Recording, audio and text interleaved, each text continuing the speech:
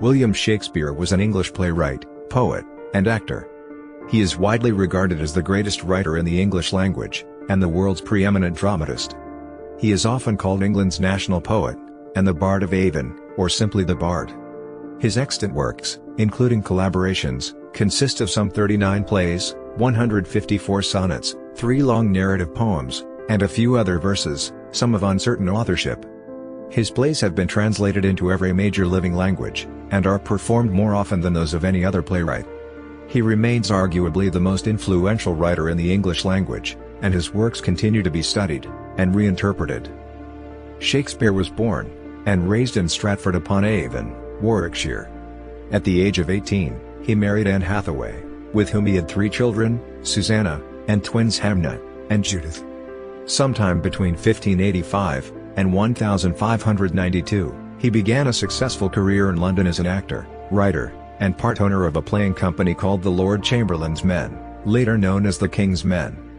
At age 49, around 1613, he appears to have retired to Stratford, where he died 3 years later. Few records of Shakespeare's private life survive. This has stimulated considerable speculation about such matters as his physical appearance, his sexuality, his religious beliefs, and whether the works attributed to him were written by others. Shakespeare produced most of his known works between 1589 and 1613. His early plays were primarily comedies and histories, and are regarded as some of the best works produced in these genres. He then wrote mainly tragedies until 1608, among them Hamlet, Romeo and Juliet, Othello, King Lear, and Macbeth, all considered to be among the finest works in the English language. In the last phase of his life, he wrote tragicomedies, also known as romances, and collaborated with other playwrights. Many of Shakespeare's plays were published in editions of varying quality and accuracy in his lifetime. However, in 1623, John Hemmings and Henry Condell, 2 fellow actors and friends of Shakespeare's, published a more definitive text known as the First Folio, a posthumous collected edition of Shakespeare's dramatic works that included all but 2 of his plays. Its preface was a prescient poem by Ben Jonson, a former rival of Shakespeare, that hailed Shakespeare with the now famous epithet, not of an age, but for all time. Shakespeare was the son of John Shakespeare, an alderman, and a successful glove maker, originally from Snitterfield in Warwickshire, and Mary Arden, the daughter of an affluent landowning family. He was born in Stratford-upon-Avon, where he was baptized on April 26, 1564. His date of birth is unknown, but is traditionally observed on 23rd of April, St. George's Day. This date, which can be traced to William Oldys and George Steevens, has proved appealing to biographers because Shakespeare died on the same date in 1616. He was the 3rd of 8 children, and the eldest surviving son. Although no attendance records for the period survive, most biographers agree that Shakespeare was probably educated at the King's New School in Stratford, a free school chartered in 1553, about a quarter mile, 400 meters, from his home. Grammar schools varied in quality during the Elizabethan era, but grammar school curricula were largely similar. The basic Latin text was standardized by royal decree, and the school would have provided an intensive education in grammar based upon Latin classical authors. At the age of 18, Shakespeare married 26-year-old Anne Hathaway. The consistory court of the Diocese of Worcester issued a marriage license on November 27, 1582. The next day, 2 of Hathaway's neighbors posted bonds guaranteeing that no lawful claims impeded the marriage. The ceremony may have been arranged in some haste since the Worcester Chancellor allowed the marriage banns to be read once instead of the usual 3 times, and 6 months after the marriage Anne gave birth to a daughter, Susanna, baptized May 26, 1583. Twins, son Hamnet, and daughter Judith, followed almost 2 years later, and were baptized February 2, 1585. Hamnet died of unknown causes at the age of 11, and was buried August 11, 1596. After the birth of the twins, Shakespeare left few historical traces until he is mentioned as part of the London theatre scene in 1592. The exception is the appearance of his name in the Complaints Bill of a law case before the Queen's Bench Court at Westminster dated Michaelmas term 1588, and October 9, 1589. Scholars refer to the years between 1585 and 1592 as Shakespeare's lost years. Biographers attempting to account for this period have reported many apocryphal stories. Nicholas Rowe, Shakespeare's first biographer, recounted a Stratford legend that Shakespeare fled the town for London to escape prosecution for deer poaching in the estate of local squire Thomas Lucy. Shakespeare is also supposed to have taken his revenge on Lucy by writing a scurrilous ballad about him. Another 18th-century story has Shakespeare starting his theatrical career minding the horses of theatre patrons in London. John Aubrey reported that Shakespeare had been a country schoolmaster. Some 20th-century scholars suggested that Shakespeare may have been employed as a schoolmaster by Alexander Houghton of Lancashire, a Catholic landowner who named a certain William Shakeshaft in his will. Little evidence substantiates such stories other than hearsay collected after his death, and Shakeshaft was a common name in the Lancashire area. It is not known definitively when Shakespeare began writing, but contemporary allusions and records of performances show that several of his plays were on the London stage by 1592. By then, he was sufficiently known in London to be attacked in print by the playwright Robert Greene in his Groat's Worth of Wit. There is an upstart crow, beautified with our feathers, that with his tiger's heart wrapped in a player's hide, supposes he is as well able to bombast out a blank verse as the best of you, and being an absolute Johannes factotum, is in his own conceit the only shake seen in a country. Scholars differ on the exact meaning of Greene's words, but most agree that Greene was accusing Shakespeare of reaching above his rank in trying to match such university-educated writers as Christopher Marlowe, Thomas Nash, and Greene himself, the so-called university wits. The italicized phrase parodying the line "Oh, tiger's heart wrapped in a woman's hide" from Shakespeare's Henry VI, Part 3, along with the punch shake scene, clearly identify Shakespeare as Greene's target. As used here, Johannes factotum, Jack of all trades, refers to a second-rate tinkerer with the work of others, rather than the more common universal genius. Greene's attack is the earliest surviving mention of Shakespeare's work in the theatre. Biographers suggest that his career may have begun any time from the mid-1580s to just before Greene's remarks. After 1594, Shakespeare's plays were performed only by the Lord Chamberlain's men, a company owned by a group of players, including Shakespeare, that soon became the leading playing company in London. After the death of Queen Elizabeth in 1603, the company was awarded a royal patent by the new King James I, and changed its name to the King's Men. In 1599, a partnership of members of the company built their own theatre on the south bank of the River Thames, which they named the Globe. In 1608, the partnership also took over the Blackfriars Indoor Theatre. Extant records of Shakespeare's property purchases and investments indicate that his association with the company made him a wealthy man, and in 1597, he bought the second-largest house in Stratford, New Place, and in 1605, invested in a share of the parish tithes in Stratford. Some of Shakespeare's plays were published in quarto editions, beginning in 1594, and by 1598, his name had become a selling point, and began to appear on the title pages. Shakespeare continued to act in his own, and other plays after his success as a playwright. The 1616 edition of Ben Jonson's works names him on the cast lists for Every Man in His Humour, 1598, and Sejanus's Fall, 1603. The absence of his name from the 1605 cast list for Jonson's Volpone is taken by some scholars as a sign that his acting career was nearing its end. The first folio of 1623, however, lists Shakespeare as one of the principal actors in all these plays, some of which were first staged after Volpone, although one cannot know for certain which roles he played. In 1610, John Davis of Hereford wrote that Goodwill played kingly roles. In 1709, Rowe passed down a tradition that Shakespeare played the ghost of Hamlet's father. Later traditions maintain that he also played Adam in As You Like It, and the chorus in Henry V, though scholars doubt the sources of that information.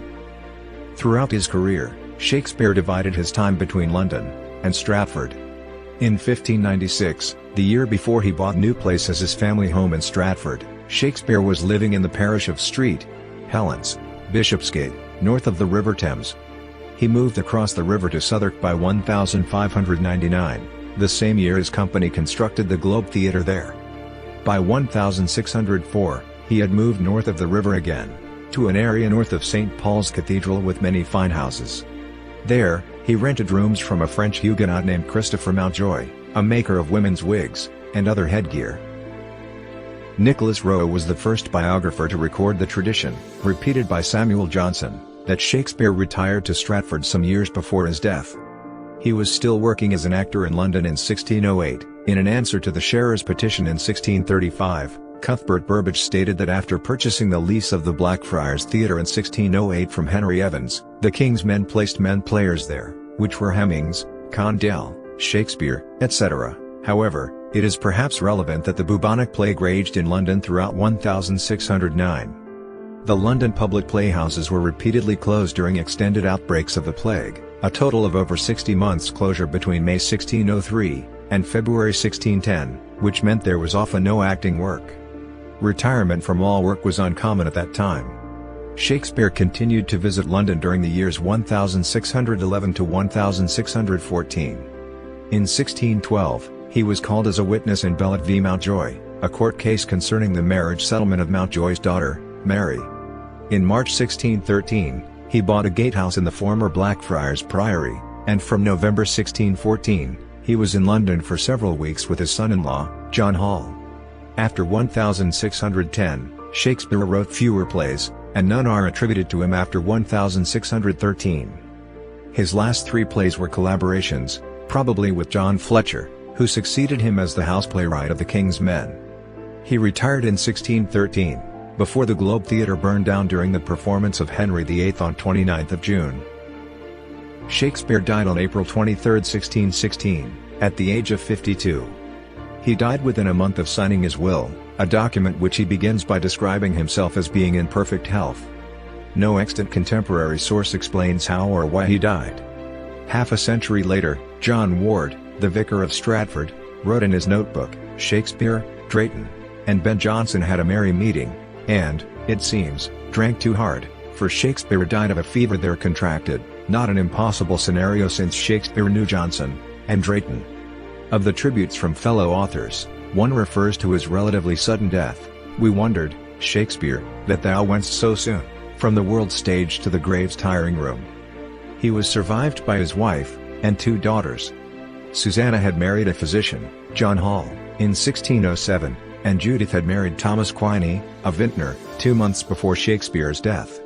Shakespeare signed his last will and testament on March 25, 1616. The following day, his new son-in-law, Thomas Quiney, was found guilty of fathering an illegitimate son by Margaret Wheeler, who had died during childbirth. Thomas was ordered by the church court to do public penance, which would have caused much shame and embarrassment for the Shakespeare family. Shakespeare bequeathed the bulk of his large estate to his elder daughter Susanna under stipulations that she pass it down intact to the first son of her body. The Quineys had 3 children, all of whom died without marrying. The Halls had 1 child, Elizabeth, who married twice but died without children in 1670, ending Shakespeare's direct line.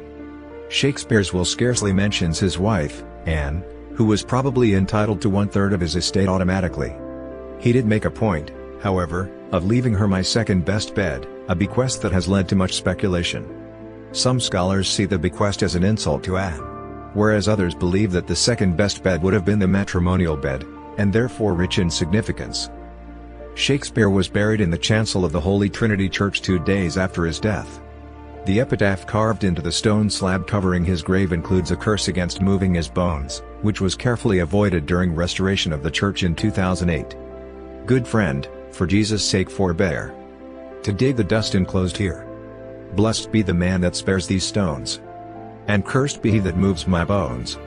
Sometime before 1623, a funerary monument was erected in his memory on the north wall, with a half-effigy of him in the act of writing.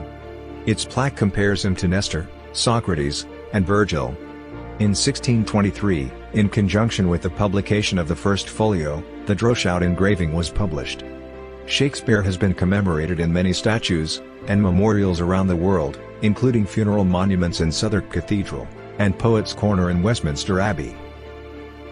Most playwrights of the period typically collaborated with others at some point, as critics agree Shakespeare did, mostly early and late in his career. The first recorded works of Shakespeare are Richard III, and the 3 parts of Henry VI, written in the early 1590s during a vogue for historical drama. Shakespeare's plays are difficult to date precisely, however, and studies of the text suggest that Titus Andronicus, the Comedy of Errors, the Taming of the Shrew, and the 2 Gentlemen of Verona may also belong to Shakespeare's earliest period. His first histories, which draw heavily on the 1587 edition of Raphael Holinshed's Chronicles of England, Scotland, and Ireland, dramatize the destructive results of weak or corrupt rule, and have been interpreted as a justification for the origins of the Tudor dynasty. The early plays were influenced by the works of other Elizabethan dramatists, especially Thomas Kyd and Christopher Marlowe, by the traditions of medieval drama, and by the plays of Seneca. The Comedy of Errors was also based on classical models, but no source for the Taming of the Shrew has been found, though it is related to a separate play of the same name, and may have derived from a folk story. Like The Two Gentlemen of Verona, in which two friends appear to approve of rape, the Shrew's story of the taming of a woman's independent spirit by a man sometimes troubles modern critics, directors, and audiences. Shakespeare's early classical and Italianate comedies, containing tight double plots and precise comic sequences, give way in the mid-1590s to the romantic atmosphere of his most acclaimed comedies. A Midsummer Night's Dream is a witty mixture of romance, fairy magic, and comic low-life scenes. Shakespeare's next comedy, the equally romantic Merchant of Venice, contains a portrayal of the vengeful Jewish moneylender Shylock, which reflects dominant Elizabethan views but may appear derogatory to modern audiences. The wit and wordplay of Much Ado About Nothing, the charming rural setting of As You Like It, and the lively merrymaking of Twelfth Night complete Shakespeare's sequence of great comedies. After the lyrical Richard II, written almost entirely in verse, Shakespeare introduced prose comedy into the histories of the late 1590s, Henry IV, Parts 1 and 2, and Henry V. His characters become more complex and tender as he switches deftly between comic and serious scenes, prose, and poetry, and achieves the narrative variety of his mature work. This period begins and ends with two tragedies, Romeo and Juliet, the famous romantic tragedy of sexually charged adolescence, love, and death, and Julius Caesar. Based on Sir Thomas North's 1579 translation of Plutarch's Parallel Lives, which introduced a new kind of drama. According to Shakespearean scholar James Shapiro, in Julius Caesar, the various strands of politics, character, inwardness, contemporary events, even Shakespeare's own reflections on the act of writing, began to infuse each other. In the early 17th century, Shakespeare wrote the so-called problem plays Measure for Measure, Troilus, and Cressida, and All's Well That Ends Well, and a number of his best-known tragedies. Many critics believe that Shakespeare's greatest tragedies represent the peak of his art. The titular hero of one of Shakespeare's greatest tragedies, Hamlet, has probably been discussed more than any other Shakespearean character, especially for his famous soliloquy which begins to be or not to be, that is the question. Unlike the introverted Hamlet, whose fatal flaw is hesitation, the heroes of the tragedies that followed, Othello and King Lear, are undone by hasty errors of judgment. The plots of Shakespeare's tragedies often hinge on such fatal errors or flaws, which overturn order, and destroy the hero, and those he loves. In Othello, the villain Iago stokes Othello's sexual jealousy to the point where he murders the innocent wife who loves him. In King Lear, the old king commits the tragic error of giving up his powers, initiating the events which lead to the torture and blinding of the Earl of Gloucester, and the murder of Lear's youngest daughter Cordelia. According to the critic Frank Kermode, the play offers neither its good characters nor its audience any relief from its cruelty. In Macbeth, the shortest and most compressed of Shakespeare's tragedies, uncontrollable ambition incites Macbeth and his wife, Lady Macbeth, to murder the rightful king and usurp the throne until their own guilt destroys them in turn. In this play, Shakespeare adds a supernatural element to the tragic structure. His last major tragedies, Antony and Cleopatra and Coriolanus, contain some of Shakespeare's finest poetry, and were considered his most successful tragedies by the poet and critic T.S. Eliot. In his final period, Shakespeare turned to romance or tragicomedy, and completed three more major plays, Cymbeline, The Winter's Tale, and The Tempest, as well as the collaboration, Pericles, Prince of Tyre. Less bleak than the tragedies, these four plays are graver in tone than the comedies of the 1590s, but they end with reconciliation and the forgiveness of potentially tragic errors. Some commentators have seen this change in mood as evidence of a more serene view of life on Shakespeare's part, but it may merely reflect the theatrical fashion of the day. Shakespeare collaborated on two further surviving plays, Henry VIII and The Two Noble Kinsmen, probably with John Fletcher. It is not clear for which companies Shakespeare wrote his early plays. The title page of the 1594 edition of Titus Andronicus reveals that the play had been acted by 3 different troupes. After the plagues of 1592–93, Shakespeare's plays were performed by his own company at the theatre, and the Curtain in Shoreditch, north of the Thames. Londoners flocked there to see the first part of Henry IV, Leonard Digges' recording, "Let but Falstaff come, Hal, points, the rest, and you scarce shall have a room." When the company found themselves in dispute with their landlord, they pulled the theatre down, and used the timbers to construct the Globe Theatre, the first playhouse built by actors for actors, on the south bank of the Thames at Southwark. The Globe opened in autumn 1599, with Julius Caesar one of the first plays staged. Most of Shakespeare's greatest post-1599 plays were written for the Globe, including Hamlet, Othello, and King Lear. After the Lord Chamberlain's men were renamed the King's Men in 1603, they entered a special relationship with the new King James. Although the performance records are patchy, the King's Men performed 7 of Shakespeare's plays at court between November 1, 1604, and October 31, 1605, including 2 performances of The Merchant of Venice. After 1608, they performed at the indoor Blackfriars Theatre during the winter, and the Globe during the summer. The indoor setting, combined with the Jacobean fashion for lavishly staged masks, allowed Shakespeare to introduce more elaborate stage devices. In Cymbeline, for example, Jupiter descends in thunder and lightning, sitting upon an eagle, he throws a thunderbolt. The ghosts fall on their knees. The actors in Shakespeare's company included the famous Richard Burbage, William Kemp, Henry Condell, and John Hemmings. Burbage played the leading role in the first performances of many of Shakespeare's plays, including Richard III, Hamlet, Othello, and King Lear. The popular comic actor Will Kemp played the servant Peter in Romeo and Juliet, and Dogberry in Much Ado About Nothing, among other characters. He was replaced around 1600 by Robert Armin, who played roles such as Touchstone in As You Like It, and the Fool in King Lear. In 1613, Sir Henry Wotton recorded that Henry VIII was set forth with many extraordinary circumstances of pomp and ceremony. On 29th of June, however, a cannon set fire to the thatch of the Globe, and burned the theatre to the ground, an event which pinpoints the date of a Shakespeare play with rare precision. In 1623, John Hemmings, and Henry Condell, 2 of Shakespeare's friends from the King's Men, published the first folio, a collected edition of Shakespeare's plays. It contained 36 texts, including 18 printed for the first time. Many of the plays had already appeared in quarto versions. Flimsy books made from sheets of paper folded twice to make 4 leaves. No evidence suggests that Shakespeare approved these editions, which the first folio describes as stolen and surreptitious copies.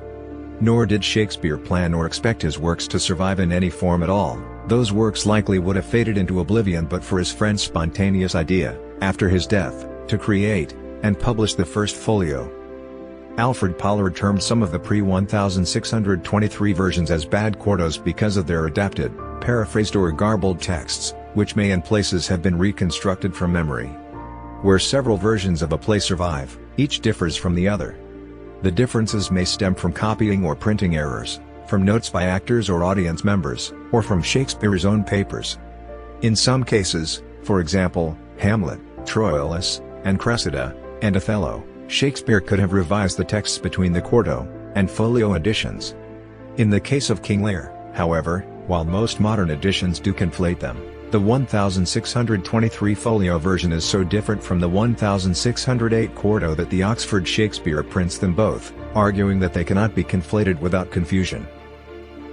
In 1593, and 1594, when the theatres were closed because of plague, Shakespeare published 2 narrative poems on sexual themes, Venus and Adonis, and the Rape of Lucrece. He dedicated them to Henry Wriothesley, Earl of Southampton.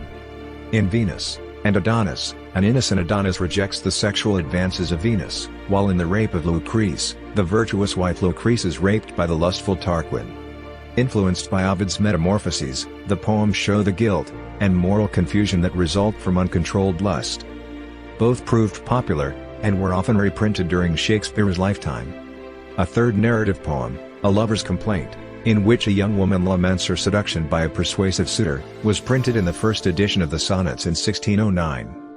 Most scholars now accept that Shakespeare wrote A Lover's Complaint. Critics consider that its fine qualities are marred by leaden effects. The Phoenix and the Turtle, printed in Robert Chester's 1601 Love's Martyr, mourns the deaths of the legendary Phoenix and his lover, the faithful turtle dove. In 1599, two early drafts of sonnets 138 and 144 appeared in the Passionate Pilgrim, published under Shakespeare's name but without his permission. Published in 1609, the sonnets were the last of Shakespeare's non-dramatic works to be printed. Scholars are not certain when each of the 154 sonnets was composed, but evidence suggests that Shakespeare wrote sonnets throughout his career for a private readership. Even before the two unauthorized sonnets appeared in the Passionate Pilgrim in 1599, Francis Maris had referred in 1598 to Shakespeare's sugared sonnets among his private friends. Few analysts believe that the published collection follows Shakespeare's intended sequence. He seems to have planned two contrasting series, one about uncontrollable lust for a married woman of dark complexion, the Dark Lady, and one about conflicted love for a fair young man, the Fair Youth. It remains unclear if these figures represent real individuals, or if the authorial I who addresses them represents Shakespeare himself, though Wordsworth believed that with the sonnets Shakespeare unlocked his heart. The 1609 edition was dedicated to a Mr. W.H., credited as the only begetter of the poems. It is not known whether this was written by Shakespeare himself or by the publisher, Thomas Thorpe, whose initials appear at the foot of the dedication page, nor is it known who Mr. W.H. was, despite numerous theories, or whether Shakespeare even authorized the publication. Critics praise the sonnets as a profound meditation on the nature of love, sexual passion, procreation, death, and time. Shakespeare's first plays were written in the conventional style of the day. He wrote them in a stylized language that does not always spring naturally from the needs of the characters or the drama. The poetry depends on extended, sometimes elaborate metaphors, and conceits, and the language is often rhetorical. Written for actors to declaim rather than speak. The grand speeches in Titus Andronicus, in the view of some critics, often hold up the action, for example, and the verse in The Two Gentlemen of Verona has been described as stilted. However, Shakespeare soon began to adapt the traditional styles to his own purposes. The opening soliloquy of Richard III has its roots in the self-declaration of vice in medieval drama. At the same time, Richard's vivid self-awareness looks forward to the soliloquies of Shakespeare's mature plays. No single play marks a change from the traditional to the freer style. Shakespeare combined the two throughout his career, with Romeo and Juliet perhaps the best example of the mixing of the styles. By the time of Romeo and Juliet, Richard II, and A Midsummer Night's Dream in the mid-1590s, Shakespeare had begun to write a more natural poetry.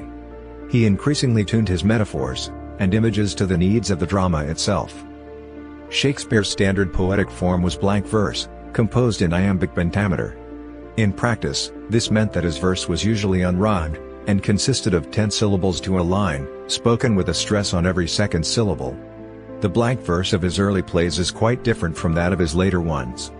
It is often beautiful, but its sentences tend to start, pause, and finish at the end of lines, with the risk of monotony. Once Shakespeare mastered traditional blank verse, he began to interrupt and vary its flow.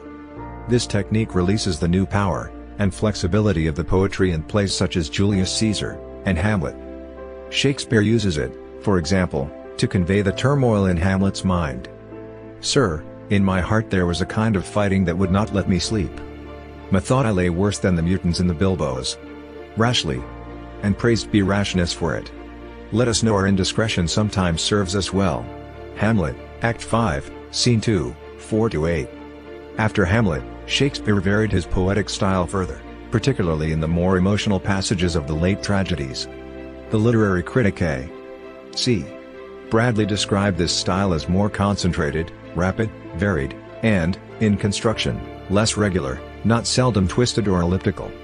In the last phase of his career, Shakespeare adopted many techniques to achieve these effects. These included run-on lines, irregular pauses, and stops, and extreme variations in sentence structure and length. In Macbeth, for example, the language darts from one unrelated metaphor or simile to another. Was the hope drunk / wherein you dressed yourself? January 7, 2035-38. Pity, like a naked newborn babe / striding the blessed, or heaven's cherubim, ored / upon the sightless couriers of the air, January 7, 2021-25. the listener is challenged to complete the sense. The late romances, with their shifts in time, and surprising turns of plot, inspired a last poetic style in which long and short sentences are set against one another, clauses are piled up, subject and object are reversed, and words are omitted, creating an effect of spontaneity. Shakespeare combined poetic genius with a practical sense of the theatre. Like all playwrights of the time, he dramatized stories from sources such as Plutarch and Holinshead. He reshaped each plot to create several centers of interest, and to show as many sides of a narrative to the audience as possible. This strength of design ensures that a Shakespeare play can survive translation, cutting, and wide interpretation without loss to its core drama. As Shakespeare's mastery grew, he gave his characters clearer and more varied motivations, and distinctive patterns of speech. He preserved aspects of his earlier style in the later plays, however. In Shakespeare's late romances, he deliberately returned to a more artificial style, which emphasized the illusion of theatre. Shakespeare's work has made a significant and lasting impression on later theatre and literature. In particular, he expanded the dramatic potential of characterization, plot, language, and genre. Until Romeo and Juliet, for example, romance had not been viewed as a worthy topic for tragedy. Soliloquies had been used mainly to convey information about characters or events, but Shakespeare used them to explore characters' minds. His work heavily influenced later poetry. The Romantic poets attempted to revive Shakespearean verse drama, though with little success. Critic George Steiner described all English verse dramas from Coleridge to Tennyson as feeble variations on Shakespearean themes. Shakespeare influenced novelists such as Thomas Hardy, William Faulkner, and Charles Dickens. The American novelist Herman Melville's soliloquies owe much to Shakespeare. His Captain Ahab in Moby Dick is a classic tragic hero, inspired by King Lear. Scholars have identified 20,000 pieces of music linked to Shakespeare's works. These include 3 operas by Giuseppe Verdi, Macbeth, Othello, and Falstaff, whose critical standing compares with that of the source plays. Shakespeare has also inspired many painters, including the Romantics and the Pre-Raphaelites. The Swiss Romantic artist Henry Fuseli, a friend of William Blake, even translated Macbeth into German. The psychoanalyst Sigmund Freud drew on Shakespearean psychology, in particular, that of Hamlet, for his theories of human nature. In Shakespeare's day, English grammar, spelling, and pronunciation were less standardized than they are now, and his use of language helped shape modern English. Samuel Johnson quoted him more often than any other author in his A Dictionary of the English Language, the first serious work of its type. Expressions such as with bated breath, Merchant of Venice, and a foregone conclusion, Othello, have found their way into everyday English speech. Shakespeare's influence extends far beyond his native England and the English language. His reception in Germany was particularly significant. As early as the 18th century, Shakespeare was widely translated and popularized in Germany, and gradually became a classic of the German Weimar era. Christoph Martin Wieland was the first to produce complete translations of Shakespeare's plays in any language. Actor and theater director Simon Callow writes, "This master, this titan, this genius, so profoundly British, and so effortlessly universal, each different culture, German, Italian, Russian, was obliged to respond to the Shakespearean example. For the most part, they embraced it, and him, with joyous abandon, as the possibilities of language and character in action that he celebrated liberated writers across the continent." Some of the most deeply affecting productions of Shakespeare have been non-English and non-European. He is that unique writer. He is something for everyone. According to Guinness World Records, Shakespeare remains the world's best-selling playwright, with sales of his plays and poetry believed to have achieved in excess of 4 billion copies in the almost 400 years since his death. He is also the third most translated author in history. Shakespeare was not revered in his lifetime, but he received a large amount of praise. In 1598, the cleric and author Francis Marras singled him out from a group of English playwrights as the most excellent in both comedy and tragedy. The authors of the Parnassus plays at St. John's College, Cambridge, numbered him with Chaucer, Gower, and Spenser. In the first folio, Ben Jonson called Shakespeare the soul of the age, the applause, delight, the wonder of our stage, although he had remarked elsewhere that Shakespeare wanted art, lacked skill. Between the restoration of the monarchy in 1660, and the end of the 17th century, classical ideas were in vogue. As a result, critics of the time mostly rated Shakespeare below John Fletcher, and Ben Jonson. Thomas Rymer, for example, condemned Shakespeare for mixing the comic with the tragic. Nevertheless, poet and critic John Dryden rated Shakespeare highly, saying of Jonson, "I admire him, but I love Shakespeare." He also famously remarked that Shakespeare was naturally learned, he needed not the spectacles of books to read nature, he looked inwards, and found her there. For several decades, Rymer's view held sway. But during the 18th century, critics began to respond to Shakespeare on his own terms, and, like Dryden, to acclaim what they termed his natural genius. A series of scholarly editions of his work, notably those of Samuel Johnson in 1765, and Edmund Malone in 1790, added to his growing reputation. By 1800, he was firmly enshrined as the national poet. In the 18th and 19th centuries, his reputation also spread abroad. Among those who championed him were the writers Voltaire, Goethe, Stendhal, and Victor Hugo. During the Romantic era, Shakespeare was praised by the poet and literary philosopher Samuel Taylor Coleridge, and the critic August Wilhelm Schlegel translated his plays in the spirit of German Romanticism. In the 19th century, critical admiration for Shakespeare's genius often bordered on adulation. "This King Shakespeare," the essayist Thomas Carlyle wrote in 1840, "does not he shine, in crowned sovereignty, over us all, as the noblest, gentlest, yet strongest of rallying signs, indestructible." The Victorians produced his plays as lavish spectacles on a grand scale. The playwright and critic George Bernard Shaw mocked the cult of Shakespeare worship as bardolatry, claiming that the new naturalism of Ibsen's plays had made Shakespeare obsolete. The modernist revolution in the arts during the early 20th century, far from discarding Shakespeare, eagerly enlisted his work in the service of the avant-garde. The Expressionists in Germany, and the Futurists in Moscow mounted productions of his plays. Marxist playwright and director Bertolt Brecht devised an epic theater under the influence of Shakespeare. The poet and critic T.S. Eliot argued against Shaw that Shakespeare's primitiveness in fact made him truly modern. Eliot, along with G. Wilson Knight, and the School of New Criticism, led a movement towards a closer reading of Shakespeare's imagery. In the 1950s, a wave of new critical approaches replaced modernism, and paved the way for postmodern studies of Shakespeare. By the 1980s, Shakespeare studies were open to movements such as structuralism, feminism, new historicism, African American studies, and queer studies. Comparing Shakespeare's accomplishments to those of leading figures in philosophy and theology, Harold Bloom wrote, "Shakespeare was larger than Plato, and than Street, Augustine. He encloses us because we see with his fundamental perceptions." Shakespeare's works include the 36 plays printed in the first folio of 1623, listed according to their folio classification as comedies, histories, and tragedies.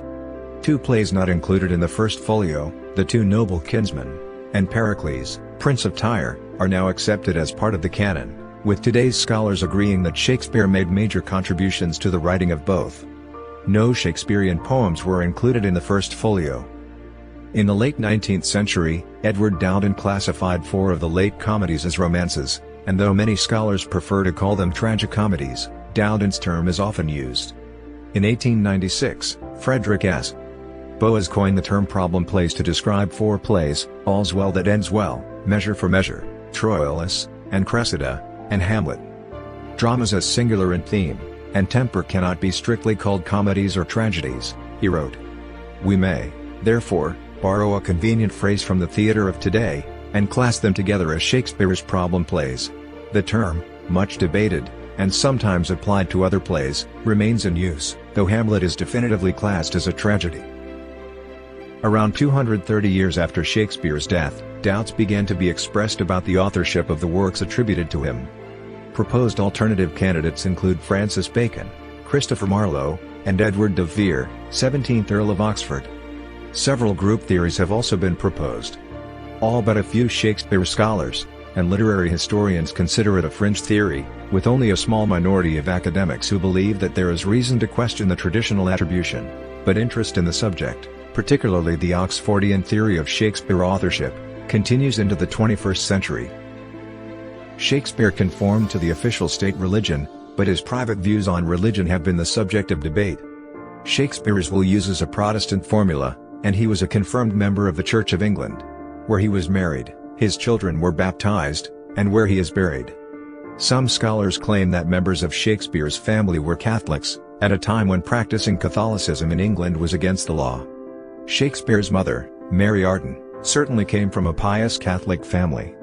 The strongest evidence might be a Catholic statement of faith signed by his father, John Shakespeare, found in 1757 in the rafters of his former house in Henley Street. However, the document is now lost, and scholars differ as to its authenticity. In 1591, the authorities reported that John Shakespeare had missed church for fear of process for debt, a common Catholic excuse. In 1606, the name of William's daughter Susanna appears on a list of those who failed to attend Easter Communion in Stratford. Other authors argue that there is a lack of evidence about Shakespeare's religious beliefs. Scholars find evidence both for and against Shakespeare's Catholicism, Protestantism, or lack of belief in his plays, but the truth may be impossible to prove. Few details of Shakespeare's sexuality are known. At 18, he married 26-year-old Anne Hathaway, who was pregnant. Susanna, the first of their 3 children, was born 6 months later on May 26, 1583. Over the centuries, some readers have posited that Shakespeare's sonnets are autobiographical, and point to them as evidence of his love for a young man. Others read the same passages as the expression of intense friendship rather than romantic love. The 26 so-called Dark Lady sonnets, addressed to a married woman, are taken as evidence of heterosexual liaisons. No written contemporary description of Shakespeare's physical appearance survives, and no evidence suggests that he ever commissioned a portrait, so the Droeshout engraving, which Ben Jonson approved of as a good likeness, and his Stratford monument provide perhaps the best evidence of his appearance. From the 18th century, the desire for authentic Shakespeare portraits fueled claims that various surviving pictures depicted Shakespeare. That demand also led to the production of several fake portraits, as well as misattributions, repaintings, and relabeling of portraits of other people.